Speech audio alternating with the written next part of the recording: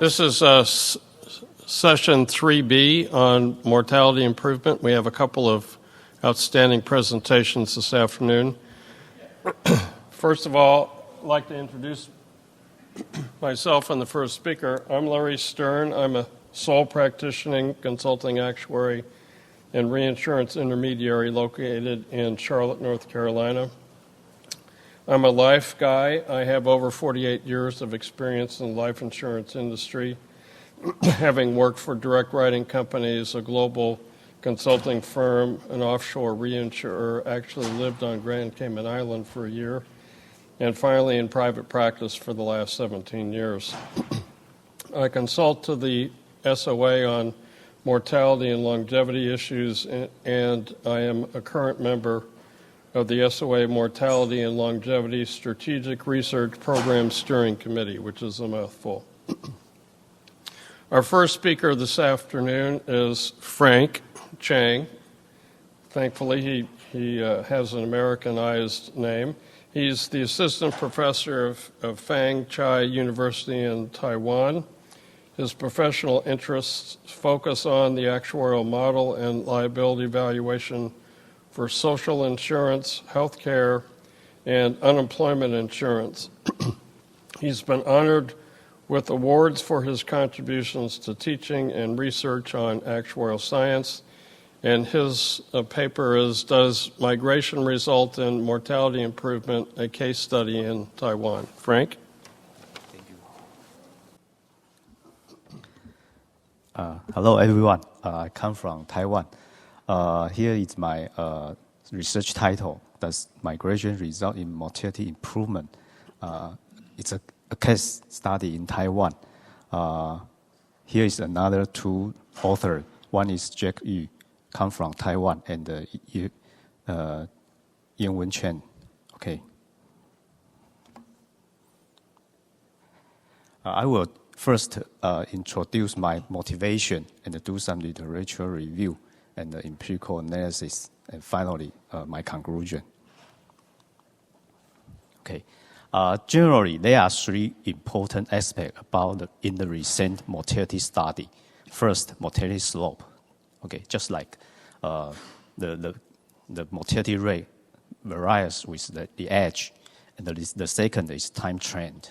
Okay, and the first two is well discussed. And the third is mortality different. Okay, according to Hazen papers, the ignorance of mortality difference can result in adverse selection and the problem of pricing and liability. Okay, so the mortality difference is also an important topic, besides of the mortality slope and the time trend. Okay, the migration is an important attribute to mortality difference according to many literature, just like Duff in 2016. Okay, migraine mortality advantage varies over stay duration, are scaled and divergent. Okay, most cited literatures adjust for age and stage duration without the fixed age. According to our literature survey, only three literature fix the age, but only regards to stay durations. Okay. So we first try to distinguish the migration effect from other important factors, including age, gender, and the important factor in our research is economic status.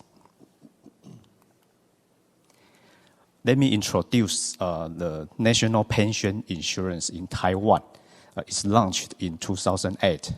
It's designed for citizens aged from 25 to 64 who is not enrolled in other social insurance. It provides monthly payments to insured for life after age 65. It's a defined benefit plan based on the benefit based on premium paid voluntarily. Participants can lapse or suspend temporarily for other social pension plans. So far, it has around 10 million participants now. It's over one-third population in Taiwan. The government pay 40% of the premium and high proportion for vulnerable who is low income and disabled. Funding ratio decreased dramatically from 65.1% to 27% in 10 years due to the lower and lower premium payment. Okay. So far, one solution by government is integration of all pension schemes. Mortality difference can make it infeasible, addressed by our research paper in NAJ. So let me do some exploratory data analysis. The overall observation periods from 2008 to 2017. The sample size is about 9.5 million. It's individual level data set with features including birthday, residence area, gender, and income or healthy status. It's difficult to profile the dynamic migrations because people move in and move out, and the timing is different. Okay, so we select the most urbanized and populous area, the North Taiwan, as the benchmark. Here is we divided all the observation people into 3 groups. The first, stay in north without migration. The second, staying in northern area without migration. The third, who migrate ever between the north and non-north areas. Okay, here is the initial results. We can find the people who live in north area without migration has the highest mortality rate as the green, as the blue line, okay, and the migration people to present a lower mortality rate. Okay, so next question: who migrate? So, according to our computation, we do the demographic profile. We compare the demographic profile between the migrated and non-migrated. Finally, we find that the migrated people are more female in migrated people and the younger in migrated people with higher frequency. Among the migrated people, the proportion of the vulnerable is lower. It's much lower than the non-migrated people, and they have less premium willingness to pay in the migrated people.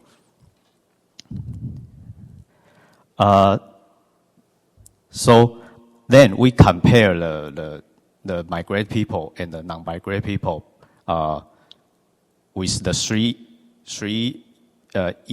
years. The first for the left figures present the people who live in north area and never move.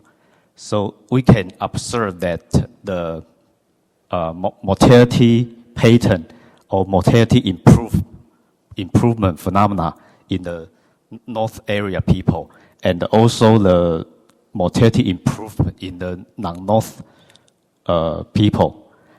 But we observe that the mortality deteriorate among the migrated people. So we observe that much higher mortality rate in non-migrated than that in migrated ever. Then the gap becomes smaller and smaller with the time. Migrated mortality advantage is also observed in our research, and similar to Wallace in the result of Wallace in 2019. Okay, so far we can answer this question: does migration result in mortality improve? Yes, migration people present a lower mortality rate than those who never migrated. Migration will result in mortality difference or even improvement for each sub-area where migration occurs. because migration is associated with demographic difference. Younger, more female, less vulnerable, implying higher mobility. So this study aimed at do vulnerable people with higher mortality naturally live longer with migration. Vulnerable people migrate due to chasing for unstable occupation or ability to migrate for better living standard. These 2 points will lead the totally different results or totally different explanation. So migration effect may be different with economic status. So it's necessary to observe migration effect with fixed economic levels. So here is our methodology. We choose the single cohort of the first year from 2008. Why we choose the single cohort? Because the single cohort have an overall 9-year observation period. The total number of the cohort is about 1.5 million people. We compare the hazard ratio, QI over Q0 with the fixed age and economic status. Q0 denotes the baseline, who never move or stay duration less than 1.5. And the QI is the moving people whose moving frequency over 0 or the stay duration over 0.5. HR or hazard ratio less than 1 implies mortality advantage on migration frequency or stay duration. So here is the numerical results by moving frequency. First,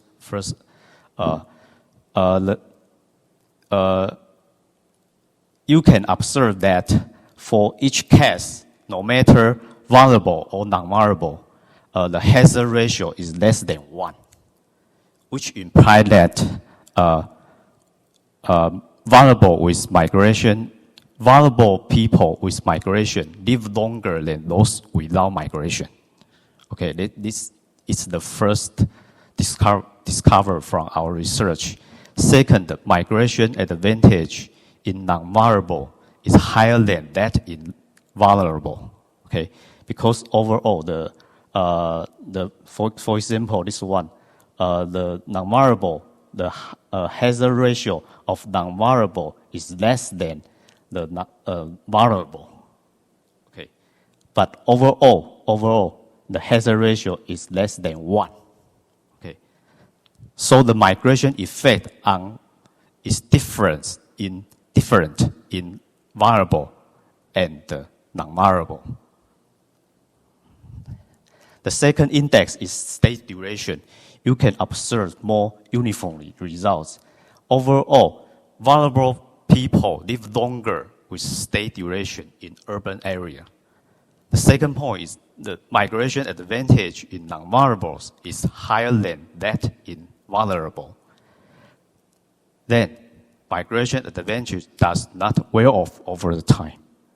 Okay, you can observe that the hazard ratio is almost lower than 1. But for the moving frequency, you can observe that the hazard ratio converge to value 1. Okay. So here is our conclusion. First, migration results in mortality improvement. Because migration associated with younger, more female, and less vulnerable or better economic status. Vulnerable people live longer with more migration frequency and stay duration in urban city. Domestic migration in this study associates with ability for better living standard and the medical resource. And the higher migration advantage in non-vulnerable than vulnerable people. So the interaction effect between migration or stay duration and the economic status is notable for our mortality model. Finally, the selection period of migration advantage is highly data dependent, which may cause prediction bias, implying that further research is needed. So that's all my numerical result. Thank you for your listening.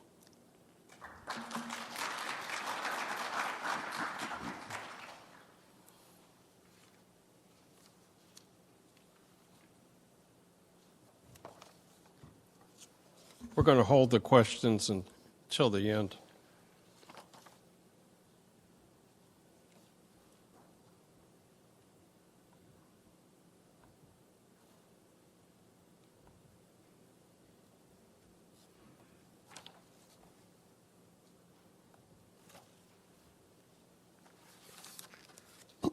Okay, our second speaker is going to be Adrian Gallop. He's a senior consulting actuary working for the UK Government Actuaries Department. His responsibilities include advising on mortality matters, including the assumptions about future mortality used in the official population projections produced by the Office for National Statistics. He's a member of the UK Actuarial Professions Mortality Research Steering Committee, the CMI Annuities Committee, and the CMI High Age Mortality Working Party. His presentation is going to be on international and national mortality trends. Adrian?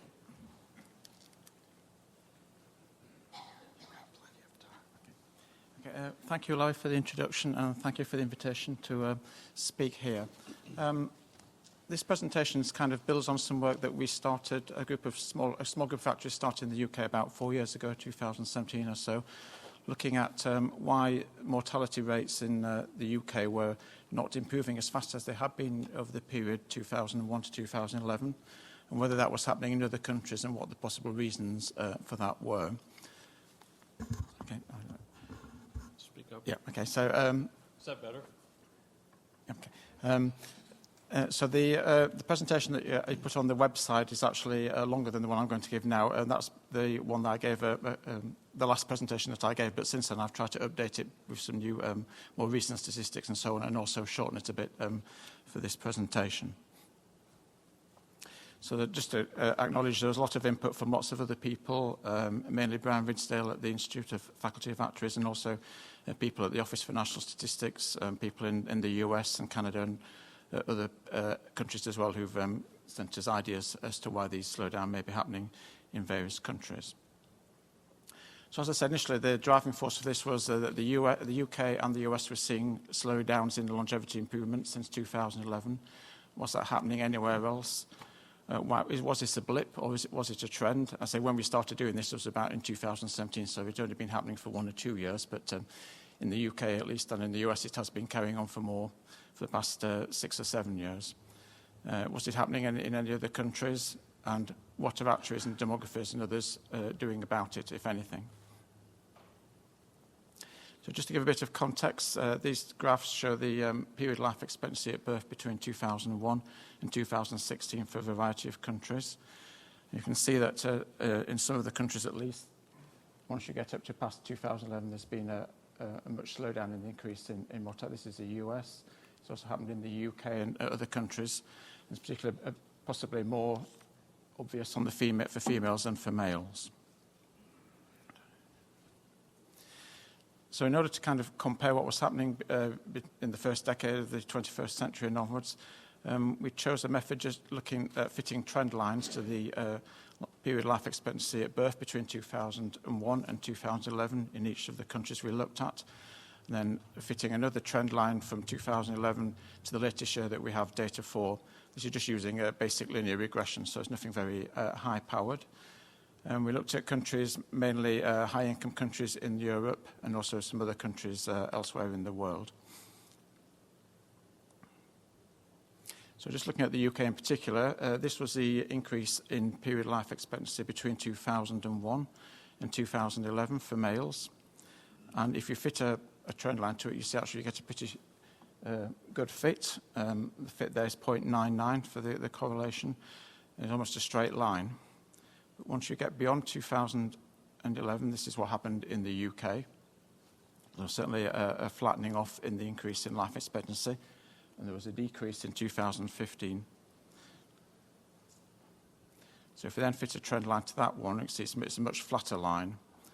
The coefficient, so we got for the 2001 to 2011 line, we've got 0.312x. So we're saying that the increase in life expectancy there was about 0.312 per year up to 2011. And from 2011 onwards, it's 0.07, so a much lower increase, annual increase.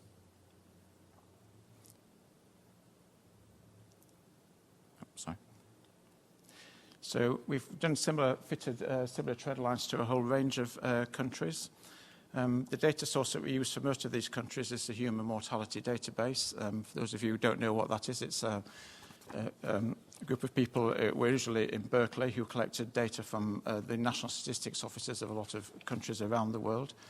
They then analyse it and they do various things to it, particularly for working out mortality rates at the early stages. So they do the same approach to all the countries so that the mortality rates that are in the database look pretty consistent between countries. The only two exceptions on this one are for the UK itself, where I've used data from the Office for National Statistics and also some Norwegian data that I had, because that went up to 2018. The main difficulty with the HMD database is that it's generally 1 or 2 years behind the lag in that one. So for a lot of these countries, the latest data we have was 2016 or 2017, so it's not immediately clear what's happened in more recent years.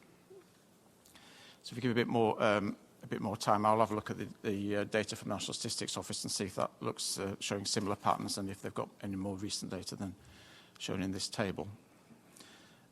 So again, looking at the So I've got one thing. So this is just the latest year that we have data. This column here shows the average increase between 2001 and 2011 in life expectancy at birth. So for most of these countries shown here, it's about 3 months per year for males. The UK had a very high increase, as 3.7 months for years. The US 2.8, so somewhere in the middle of this range. So interestingly, for Japan, which has got a higher period of life expectation, the increase over 2001 to 2007 was less than 2 months per year, so it's quite a lot lower than the other countries in there. This brings us to one of the problems with this kind of data is the start and the end point of the data, because in 2011 there was the tidal waves in Japan and also the nuclear incident as well. So it may well be that the data for Japan is influenced partly by having 2011 as the end date of the first period and the start date of the next period. This other column here then shows the average increase in period life expectancy at birth from 2011 to the year shown in this column. So if you're looking at somewhere for like the UK, where we have a 3.7 months per year up to 2011, we're now only seeing something about 0.9 months per year since 2011. And for the US, this is the only one, but this is actually, we've got a small negative, a decrease in life expectancy since 2011. Then we've got the similar data for females over here.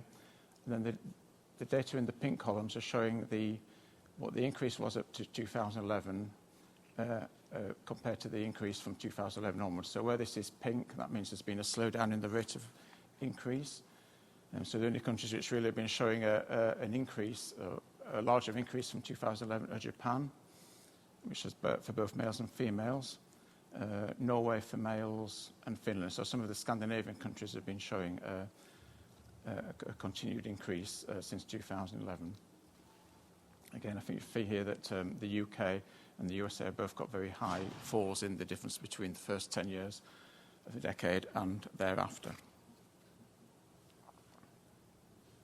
So lots of other ways you can look at the data, and other people that are looking at this data have shown things like this is the age standardized death rate for males, for all males in the UK. So again, you see this, looking at this one. This is age-specific death rates standardized with the European population, standard population. So again, there's been a relatively linear fall until 2011, and then this flattening and very small improvements in mortality since then. This is some work that was published by the Continuous Mortality Investigation of the Institute and Faculty of Actuaries in the UK in one of their working papers. So this is looking at the annual average mortality improvement between 2006 and 2011, and 2011 and 2016. So along the x-axis, you've got the average improvements between 2006 and 2011, and then up here between 2011 and 2016. So the countries which are nearest to this line were showing similar rates of improvement over the 2006 to 2011 and 2011 to 2016. Whereas other countries, such as England and Wales, Ireland, the Netherlands, France, USA, Germany, are all showing much lower rates of improvement in more recent years. Interestingly, you've got Japan on this side, so again, that showed more higher rates of improvement in more recent years. And we've got some other Asian countries, South Korea and Hong Kong. So very high rates of improvement in South Korea, both before and after 2011, and Hong Kong's pretty much the same before, after 2011.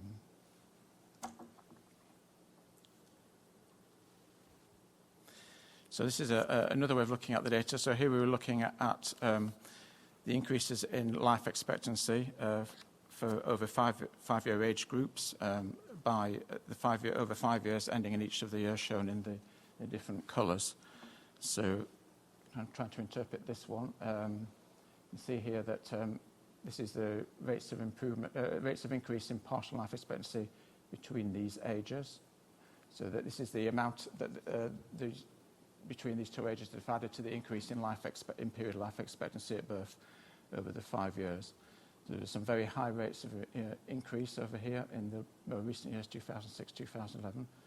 But the dark black line, again, was the 5 years, 2011 to 2016. And here we can see there's much smaller rates of increase in period life expectancy for these ages here, between 50, 60, 70. And very little improvement at those ages. Similar patterns for females, but the increases in life expectancy between these age groups was not as big as for males. And also, if you look at these younger ages here, there's very little improvement in life expectancy between ages 5 to 40 for females, in fact, over most of these 5-year age periods. This one's kind of looking at the standardized tests, but then broken down into age groups again. So again, just trying to look at, is it all age groups that were leading to the slowdown in age, in improvements in life expectancy, or was it particular age groups?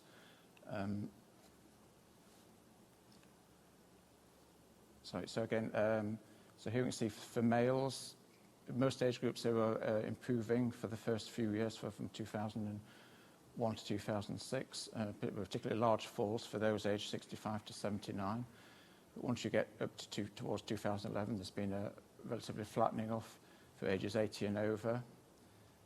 For younger ages, in the 40 to 64, and also for 15 to 39, whereas they've been kind of carrying on the rates of improvement for 0 to 14, and the age group 65 to 79 appear to carry on at a more steeper level, even after 2011. And again, we've got similar patterns for females over here. So again, that was all just various different ways that you might want to analyse the data. So the next few slides just look at the same sort of data, but for other countries. So this is the USA. So again, you can fit a straight line, more or less, to life expectancy increases between 2001 and 2011 with a fairly good fit for males. And after 2011, again, you see smaller increases, and then in recent years, a decrease in life expectancy for males. And for females, it's been relatively flat from 2011 onwards. If you look at that kind of about the increases in partial life expectancy by 5-year age bands and in 5-year groups, you get a slightly different pattern to the one for the UK. If I get the pointer. Because here you've got these, this is worsening, so this is decreasing, this is decreases to the increase in life expectancy between ages 20 and 50 for males in the last year, but also in previous years as well, but less, and also a dip here between 60 and 65. I'm not quite sure why that would be. If anyone has any ideas as to why that would be, I'd be very pleased to hear them.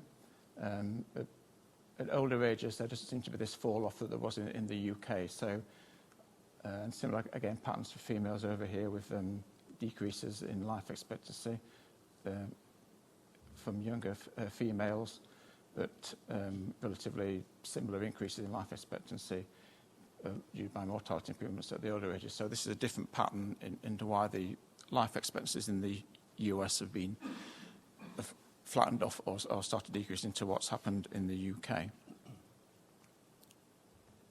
Oh, sorry. And this is looking at the standardised deaths index. Again, this is similar to the one that I showed for the UK. Again, you've got large falls for ages 65 to 79. But in the US, you've also got large falls for the 80 and over, and that's been carrying on, whereas in the UK, that would have flattened off somewhere up here.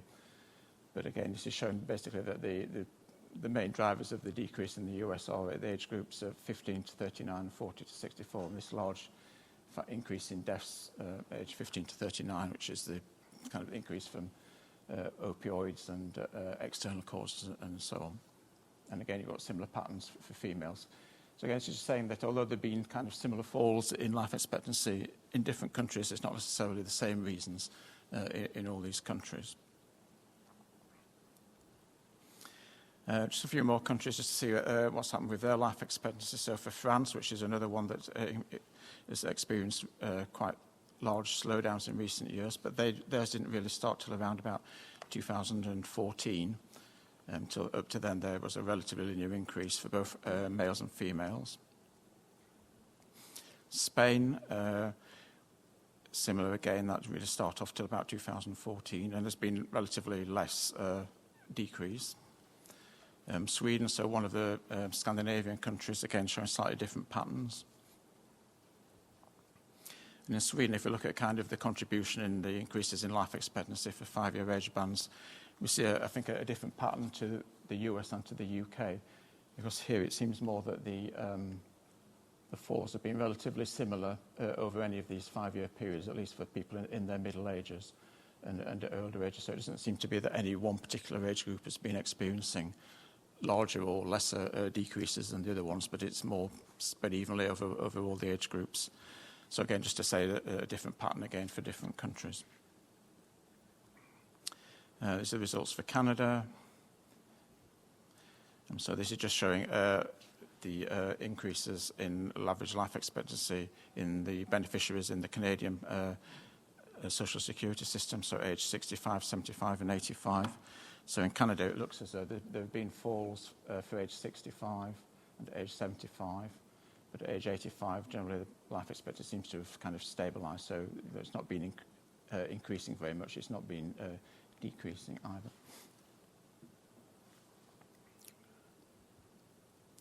And then Australia.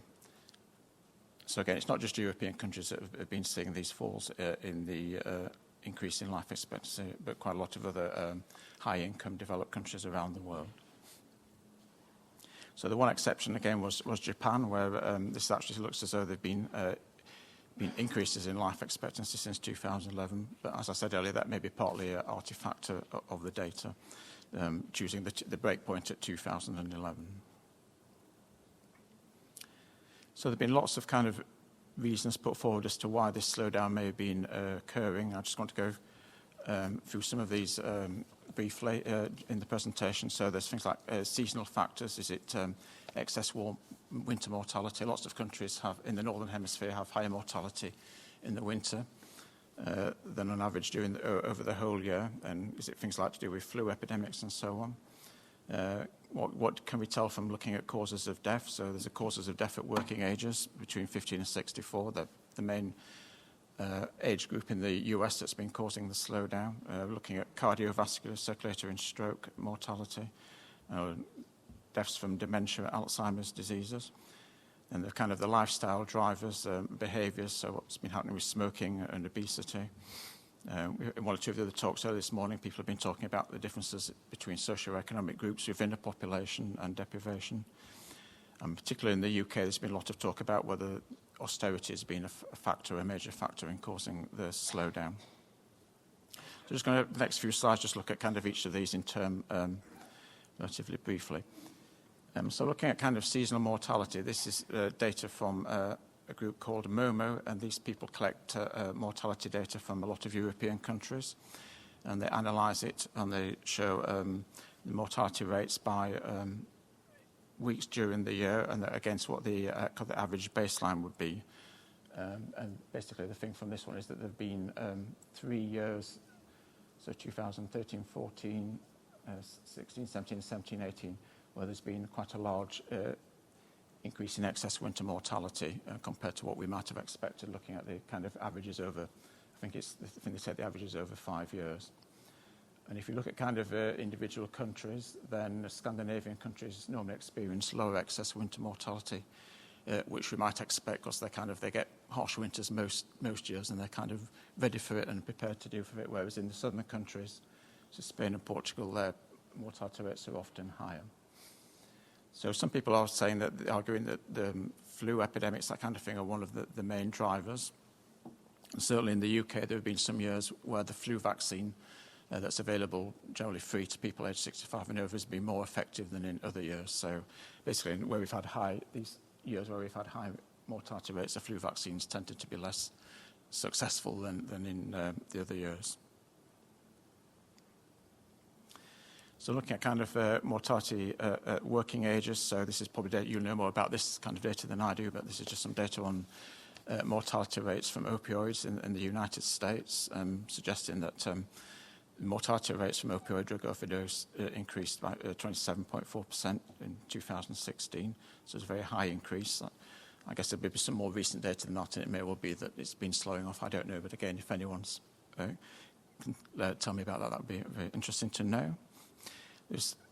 These kind of high rates that have been seen in the US are now causing interest in the UK as well. So there are as we're kind of aware of what's happened in the US, so people are thinking about may this happen in the UK as well, and what should we be doing about it in terms of public health. And I think there are other countries that have seen increases in deaths from opioids as well, such as Sweden and Canada. So the next few slides, this is based on data I took from another human mortality database. This was looking at data by cause of death. That one had about 92 causes of death, which I broke down, kind of amalgamated into 9 groups, which are the 9 groups shown on this one. So the next few slides I just looking at the age standardized death rates by cause of death, again by age groups. So this first one is looking at ages 15 to 39. And these are just comparing what's happened in England and Wales to the data for the US. So the main, I think, from this one is again in both countries, the main cause of death is kind of external causes, but it's much higher in the US than in England and Wales for the age group 15 to 39. Kind of the other causes of death are broadly similar. There's not very too much difference in them, and they're generally all low anyway. If you go on to ages 40 to 64, again, there's an elevated risk of cause of death from external causes in the USA compared to England and Wales, so the thick red line, and the kind of higher rates also from cardiovascular disease and cancers, although kind of the slope of the cancer line is similar in the England and Wales and the US, but the cardiovascular disease in the England and Wales is lower than in the US for this age group. But going on to age 65 to 79 here, I think the patterns are very similar between the two countries. So the rates from cancer look very similar. Cardiovascular disease started out higher in England and Wales and is now lower than in the USA. But the rates of mortality improvement from cardiovascular disease has been slowing down in England and Wales. And obviously you can see it here in the USA. And that's also been happening in a lot of other developed countries as well. And then finally looking at the age 80 plus again, it's quite similar patterns for the USA and for England and Wales, perhaps higher respiratory diseases in the early period than in the USA. The other thing which I'll show a bit better on the next slide is that there's been quite a large increase in deaths from dementia and Alzheimer's in England and Wales over the last 5 years or so. And that one you can see in this slide. These are the age-standardized mortality rates for the top 5 leading causes of death for males on the left-hand side and females on the right-hand side. So the red line at the top is ischemic heart disease. The green line is cerebrovascular diseases. The blue line, light blue line, is lung cancer. The yellow line is chronic lower respiratory diseases. And then this kind of the dark blue line is dementia, deaths from dementia and Alzheimer's, which is this line here. So again, from about 2011 onwards, this has shot up for both males and for females. Although you might think this is an actual cause, there are some reasons as to why there's been this increase in the UK. One of the reasons was that general practitioners in the UK have been incentivized to diagnose Alzheimer's as part of their diet when they're looking at when people go to their doctors, that they say, yes, you've got Alzheimer's. There's also been a much more willingness to put Alzheimer's down on the death certificate as the cause of death. So it's quite likely that this is an actual increase in deaths from Alzheimer's, but some of this is due to changes in coding and changes in general people's approach to coding deaths. So it's likely that some of the low rates from Alzheimer's would have been recorded as deaths from Alzheimer's in earlier years, rather than some of the other deaths on here, probably respiratory diseases and the heart disease and so on. And certainly there was some research published by Public Health England which says that although looking at the deaths now that are recorded from Alzheimer's disease in people who've been in hospital, a lot of those people that went into hospital didn't go into hospital because they had Alzheimer's. They went in because they had flu or some other thing wrong with them initially. There seems to be some suggestion from the US data that, in fact, mortality rates from Alzheimer's are started to decline. And again, if anyone can, there's any more recent data than this to say whether this is actually carrying on or not, I'd be interested to know. So maybe in the UK we'll be seeing a peak of, or at least a slowing down in the rates of mortality from Alzheimer's. So kind of just looking at the top things. So seasonal factors, yes, it could be seasonal factors. Winter mortality, been 3 bad years in the past 5 in Europe. Working cause ages, is that a blip? Well, if it's been caused by opioids, but that may be hard to reverse. Cardiovascular disease mortality is slowing down in lots of countries, not just the UK and the US. For things about dementia, it's mixed. The evidence on dementia is mixed as to whether that's a major cause or not. And as I said, from looking at the other data, there are considerable variations between countries looking at these above. So next we have looking at behaviour, so smoking, obesity, lifestyle factors. So in the UK, I'll show you another slide in a minute, it's generally thought that about the behavioural factors account for around 50% 45% of deaths in the UK, and from research in the US, about 50% of deaths in the US. In terms of smoking, certainly in the UK, smoking prevalence has fallen to kind of its lowest of ever, around about 16% of the population in 2016, well, at least admitted to smoking in the surveys of people smoking. And there's still a high smoking prevalence in kind of people in routine and manual occupations than those in professional and managerial occupations in the UK. And again, there's evidence from other countries as well that smoking prevalence in lots of countries has fallen to low levels in many of the countries. So that's kind of a good thing, but then the question is, do the improvements that we're seeing from this decrease in smoking, have they all now been played out, or can we still expect improvements in the future from decreases in smoking? On the other hand, in lots of countries, we know obesity has been increasing. So in England, 61% of adults are overweight or obese. That percentage has been little changed from 2000, so it may be that may be now reached a plateau. However, there has also been increases in obesity in children in the in the UK. And again, this is just some data, I think, from the US showing what's been happening for the age group 30-64, so increases in mortality from drugs and alcohol poisoning, suicide, and chronic liver diseases. And again, you can see similar patterns to these in the UK. So these are just, I'll go through these. I've not got much time left. These are just looking at the behavioural risks in the UK, so that around about, I said, 45% behavioural risks, mainly dietary and smoking risks. So having a quick look at the socio-economic gap. So this is some research done by the Longevity Science Panel in 2018, which shows that there has been a growing gap in death rates between the most deprived quintile in the England and Wales, well, in England, and the least deprived quintile for both males and females. And some of that translates similarly into life expectancies going the other way. And they looked at different factors as to what different factors may be correlated with this one, and their conclusion was that by far the most important one was income levels. Again, that's just the conclusions from the Longevity Science Panel. Austerity, there's kind of mixed messages.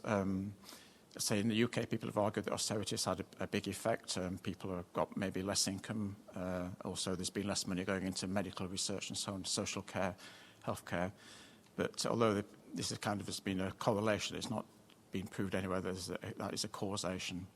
There's also evidence from other countries which had quite high levels of austerity, in Mediterranean countries which have not seen a large slowdown in life expectancy, so Spain and Portugal. Whereas other countries which experienced less austerity experienced a higher rate of slowdown, Germany and the Netherlands. So just quickly to go through what our demographers and others are doing. So these are the period life expectancies from the 2010 to the 2018 national population projections done in the UK. You see from the dotted lines, the 2010-2012 ones are the highest. We're projecting the highest rates of mortality, but each successive set of projections, we've projected lower period life expectancies. And the solid blue line at the bottom is the latest projections that came out late last year. The one thing to remember on these ones is that each kind of projections is 2 years beyond the next one. So the 2012 projections only use data up to 2011 when we're experiencing very high rates of improvement, whereas the 2018 ones have now got the much lower rates of improvement up to 2017 in the database.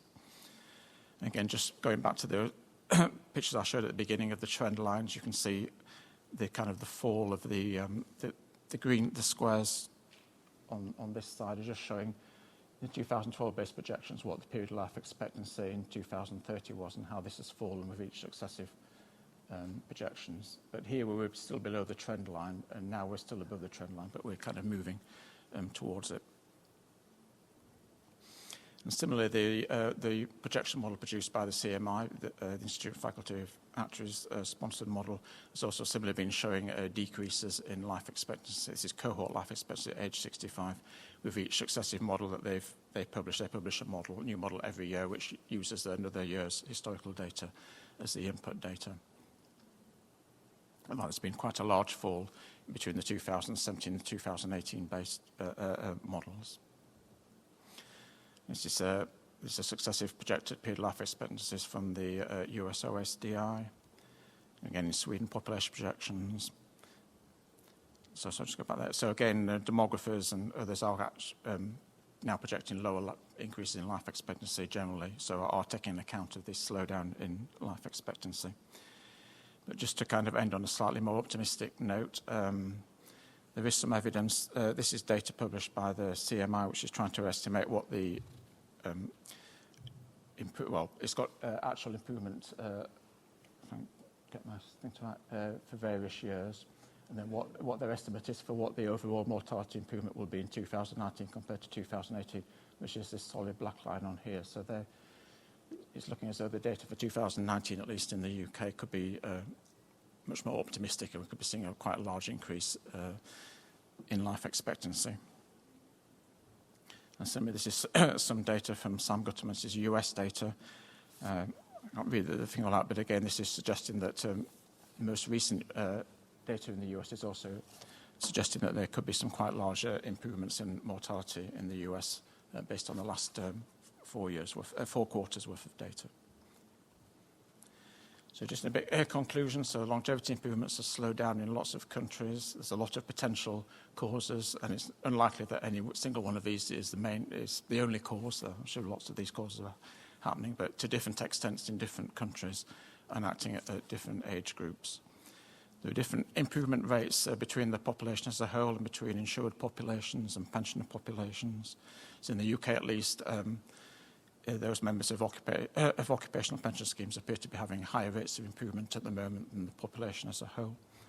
And also those who have higher amounts of pension are also doing better than the average. So, thank you.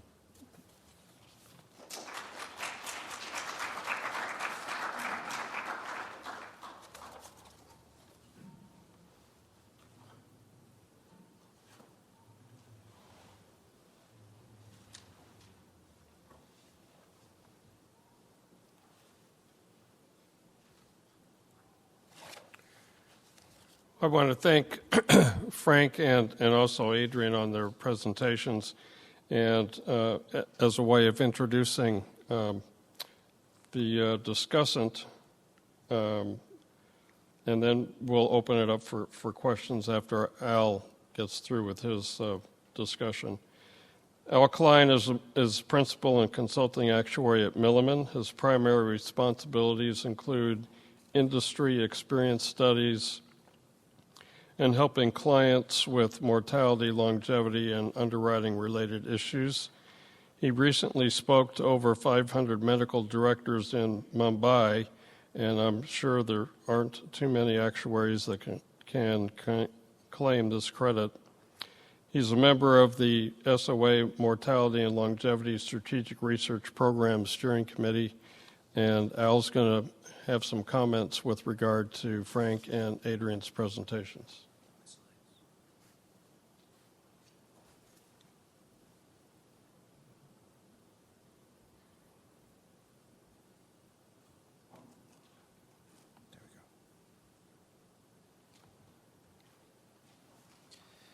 Thanks, Larry, and good afternoon, everyone. I'm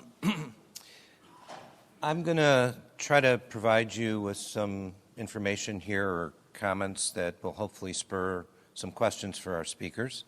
Although my experience aligns better with the second speaker, my personal experience, I'm going to actually provide more comments on the first presentation.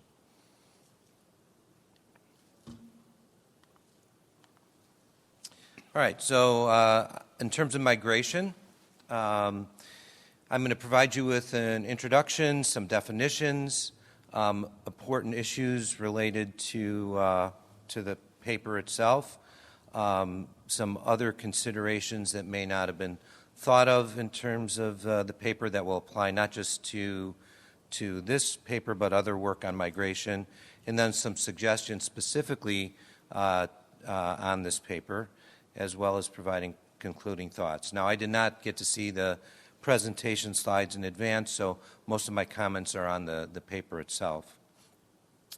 So while I believe that more work is being done on immigration rather than migration, migration is certainly important with respect to the mortality that we would see in terms of trying to project mortality or also just to understand it from a social insurance standpoint.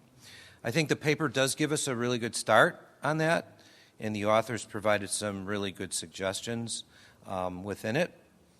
My focus is going to be on insights to the findings, and again, anyone else who may be studying the topic. The opinions that I'm going to give you are mine, not necessarily those of my employer, the SOA, or the Living to 100 Organizing Committee. So first, some definitions. The first two, I think, are pretty well known by everyone. Migration, and these are my definitions. Migration is the movement from one part of a country to another, while immigration is the movement from one country to another. Again, this paper was on migration. The next three, urban is within a large city or town. Rural is living in a small community or no community, a fair distance outside of a city, town, or suburban area, while suburban is living in a community that surrounds or is nearby a city or town. Now, the reason I give these definitions is I think the authors somewhat interchangeably used rural and suburban, and in the U.S. there's a big difference between those, and that's why I'm pointing it out. Big difference in terms of mortality. And now, that may not be true elsewhere around the world, but I just pointed out because of the U.S. and I think other places too. So now some of the important issues in the study, and these may or may not be relevant to other studies on migration. First is the eligible population. It's somewhat limited here because you cannot be part of other social insurance programs. So you saw about 1/3 of the population was part of this. So when you're looking at other social programs, hopefully you can have more participation. And another question in terms of the eligible population is, how does the health of that population compare to the ones that are not eligible? There was a decreasing participation rate in the study, and my question is, why is that happening? It wasn't exactly clear to me. I've got some thoughts on it, which I'll share with you later. And can that decreasing participation rate be reversed?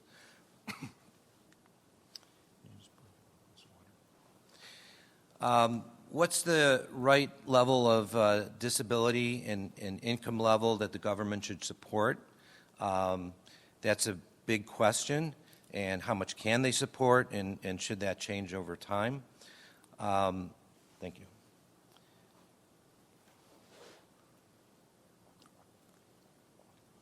One of the things that the paper showed was that over the next couple of years, there's going to be an increase in the percentage of salary that's going to need to be contributed. This may impact the participation rate as well. And the question is, how many more increases can there be?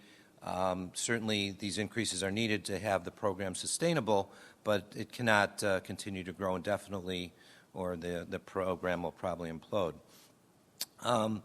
In the paper, it said that the program was considered substandard insurance. I'm not quite sure why that was. I think maybe it was because there was a larger and larger proportion of people that were needing coverage from the government. Can the program be mandatory for all? And this was mentioned in the presentation itself, and I think is a really good question. What was mentioned in there was also, can the programs be merged, which I think would be a benefit for the government.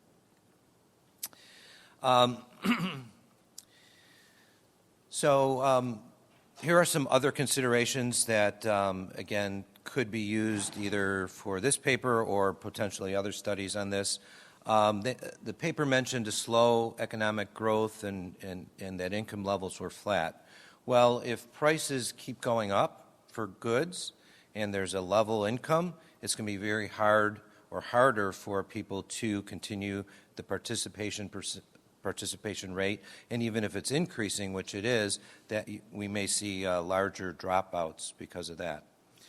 The individuals can either opt out or they may drop out if they become unemployed. If they do become unemployed, these are usually worse risks, and they will have less income and less accessibility to care. So one of the questions that I have here is those leaving the program, how does that impact mortality improvement? So if the worse lives are leaving, the less healthy lives are leaving, maybe the mortality improvement is due to that by itself. Probably not completely, but something to consider. Nothing was mentioned about the publicity of the program, and I think this is a big thing for the government to consider. If you can publicize it correctly or accurately, you can get more people that may be interested in the program, that better understand the benefits of it.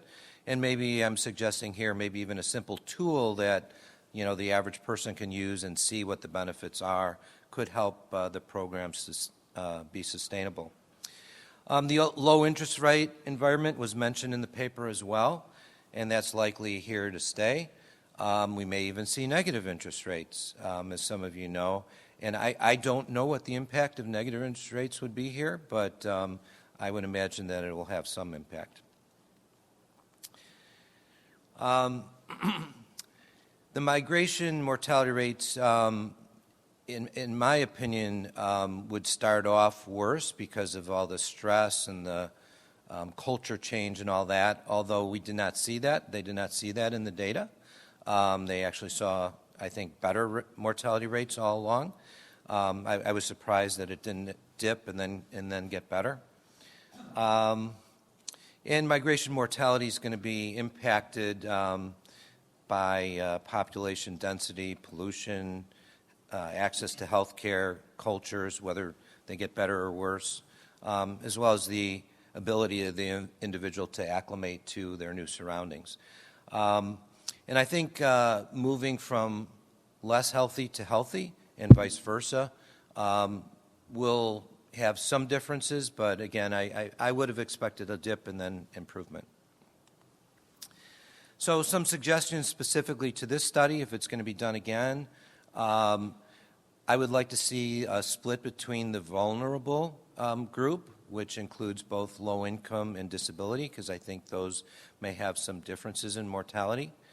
I would split the regions further into urban and renewal within each of the regions. And then I would also study migration by splitting those who migrated to northern Taiwan from those that migrated from northern Taiwan. Those were combined because of the limited data, so I understand that, but I think the results may be somewhat different if they were split. So some concluding thoughts here. It is really difficult to come up with a perfect study on migration because the data just isn't there that you want to study. I don't have any really good solutions. Maybe over time we can get to the right data. And then my hope is that studies like this continue to be done and that they can help guide governments in terms of improving their programs and helping to better maintain persistency as well as sustainability of the programs. So I didn't mention, but I thought, as I mentioned at the very beginning, I thought a lot more was done on immigration rather than migration, so I decided to look up what studies are out there on migration, and here's a list for you of other studies that I found that could be helpful if you're interested in looking at it further. Next, I want to review the paper on international and national mortality trends. My agenda is much shorter on this one. I'm going to talk about my observations, approaches to mortality improvement projections, and then provide some concluding thoughts. I also, from Adrian's presentation, want to, as I get into this, I want to mention a couple things that he talked about that I can probably provide a little bit more color on. So first, my observations, and I know that some countries saw some deterioration a little earlier than 2015, but to me it seemed like a whole bunch of countries just in 2015, I wouldn't say had mortality deterioration. Some was deterioration, some was just slowing down. But 2015 seemed to be the year that a lot of things happened. I don't know why that is. I do know that I've studied a little bit myself, and the reasons for each of those countries is different, so it's not the same reasons, but I found that pretty interesting. Because of this change in mortality all of a sudden, I know that some of the projection systems were redone, continuous mortality investigations, or CMI in the UK, as well as the Canadians also changed their projection model about this time as well. In the U.S., give you a little bit more of where we are with the mortality improvements or deteriorations. We saw deterioration in mortality 2015 through 17. Adrian showed this, and maybe even into 18, which actually we had a very nice mortality improvement. And so far in 2019, it looks like improvement again. But it's not clear which direction we're going to go from here, but I just wanted to bring you up to date, at least in the U.S. Most of the discussion was regarding mortality improvement in the population, although Adrian did point out, it might be different in, for other things like annuities, life insurance, public and private pension plans, and Social Security. So it'd be interesting to see more information on this as well. So one of the things I wanted to point out, Adrian had shown a dip in U.S. Mortality improvement, I think it was, or maybe it was mortality, at ages 60 to 65. And I did want to comment that we see that exact same place in insured mortality as well. I found the information on behaviors really interesting, and Adrian had to skip over that because of time, but I would really like to see more discussion on that. And what he was going to show was U.S. and U.K. I think I'd like to see it expanded to other countries as well, because I think it can give us a lot of information of where mortality improvement is going to go. I guess while I'm here, the other thing that I wanted to comment on that he presented was on the opioids and the increase in opioids. I can tell you that there was a big paper done by the SOA that was just recently released, and it shows that, fortunately, the opioid deaths are decreasing, starting in, I forgot if it was 2017 or 18, but it is improving. I think it was 17. Approaches to mortality improvement. I think we rely too much on past numbers and drawing straight lines through them. The current approach by many is to actually extrapolate from the immediate past information for the short-term rate, set a long-term rate by expert opinion, and then extrapolate between the two. And I'd like to suggest potentially another approach to it, and Adrian actually touched on this. So if you look at the past drivers and determine whether or not they're going to continue into the future, and if so, at what rate. So one example here that Adrian did mention was smoking.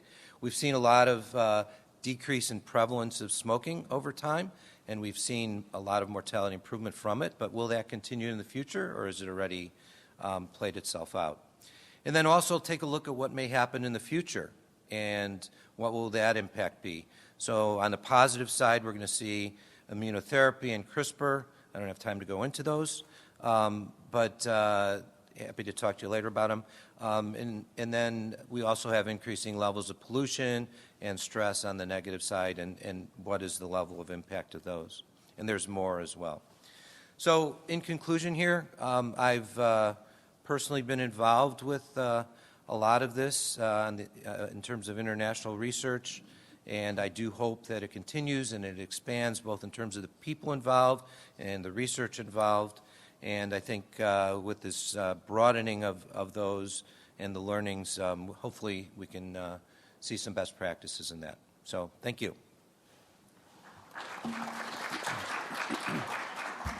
Thanks, Al. We have a few minutes to open it up for questions. Please come to the mic and speak loudly. It's being recorded.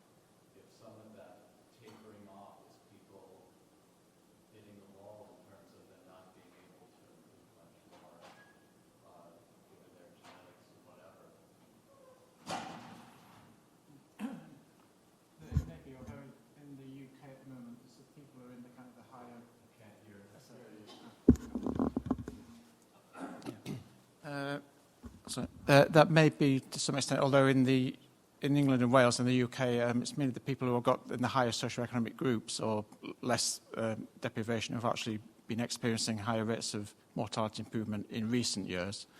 If you follow the trend back, it can't, but it just moved from group to group. So over some periods, those that were more deprived have had higher rates of improvement than those that are less deprived, and then it swaps over. So I think it's don't know. I think in the UK it's kind of the opposite way around from what you're suggesting, that there's, if I've understood right, there's going to be little improvement for people who are kind of in the higher socioeconomic groups. Well, I was just wondering if there's some good news in this decline. So, you know, it would have been interesting to see if there's what's going on with, Al had mentioned the utility of looking at different groups like rural and urban and income, and it would seem to me that would help plus some of this out. Yeah, I mean, again, so in the UK there has been research into kind of looking at, it's mainly by what they call the index of multiple deprivation. So in the UK there are 10 groups. This index depends on things like income and housing and education and lots of other things as well. And you can allocate people to one of these 10 groups. And that's kind of been a lot of interesting research going on at the moment by the actuarial profession and other demographers as well as to. But at the moment, I say there's been more of an increasing gap. So it's the people who are in the most deprived areas who are doing the least well in terms of mortality improvement. In some cases, it's been stagnating or even going worse. Don't go away, because Yeah, I think Adrian's last point is important, that there's a widening gap here, and those that have more income are going to be able to afford the new medical advances that are coming. And I think you will see, I think the good news is you will see some people expanding their life expectancy. I don't think it's all bad news. It's certain groups that are getting worse. I have a question for Adrian. He mentioned higher deaths during the winter months, which is sort of understandable because of the cold weather and maybe the flu epidemic. But my question is, what effect do you think global warming is going to have, especially if winters are becoming more warm, or at least warmer than what they have been in the past? Do you think that global warming is going to have some impact on mortality improvement? Okay, yes. Yes, I probably expect that if global warming carried on and affected countries like the UK and so on, we're getting warmer winters, that would be less, that the excess winter mortality would reduce, and we may well see what we might then call excess summer mortality increase, because we do get some spells. I know you may not think this in the US, but we do get spells of hot weather in the UK sometimes. And having said that, I did have some more statistics for France. This is seasonal mortality, additional deaths in 2015 versus 2014. So there's a flu epidemic in early 2015 that had an excess additional deaths of 24,000. There was a cold episode in November that was 4,000, but they also had a heat wave in July of that year, and they reckon that caused 2,000 extra deaths. So I think you will see that there'll be fewer excess mortality in the winter, higher mortality in the summer, but probably not as high as a reduction in the winter. Question. Who gets them healthy, and when they get less healthy, they leave. Thank you for your suggestion. I think the migration results in the mortality improvement. Empirically, it's associated with his economic status and the female, the gender, the different demographic. First, we conclude that because it's a statistical association, not the causal effect. Okay, first, in our research, we would like to further understanding the different migration effect on economic status. Okay, so we observe the interaction between the economic status and the migration.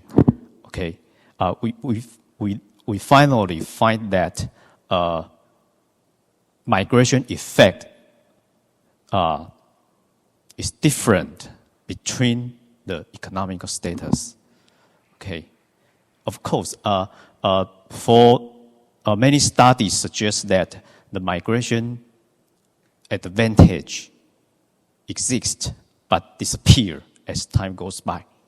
And we also find these phenomena, okay? But we can prove it because we need more data set, okay? That's my explanation. Yeah. Thank you. Well, we're out of time now. I want to thank Frank and Adrian and Al for their comments and presentations, and enjoy the rest of the conference. Thank you.